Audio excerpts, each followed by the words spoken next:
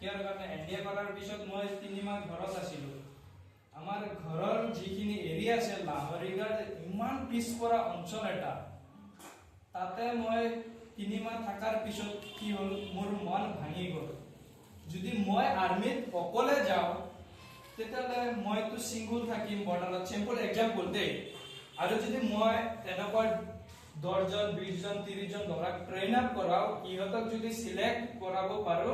মোৰ ফলনি মোৰ জায়গাত মই অকলে যোৱাতকে আৰু মোৰ ফলনি কিমান গৈ আছে 30 40 জন গৈ আছে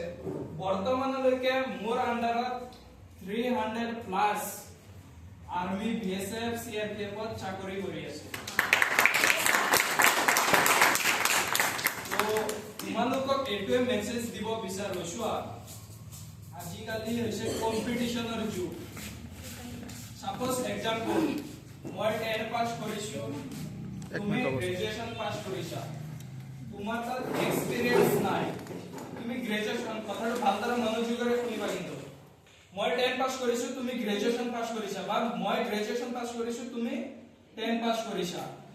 মই গ্ৰেজুৱেচন পাস যে কৰিছো মোৰ তাত কোনো স্কিলছ নাই বা কোনো তোমাৰ এক্সপেৰিয়েন্স নাই তুমি 10 পাস কৰিছা তোমাৰ স্কিলছ আছে কিবা বা তোমাৰ এক্সপেৰিয়েন্স আছে তোমাৰ লাইফ 100% সাকসেসফুল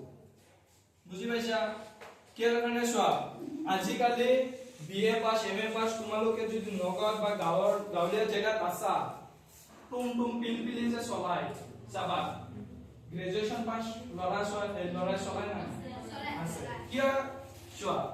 যদি তেৰ ভাবিছে মই গ্ৰেজুৱেচন পাস কৰাৰ পিছতো মোৰ লাইফ মই সাকসেস কৰিব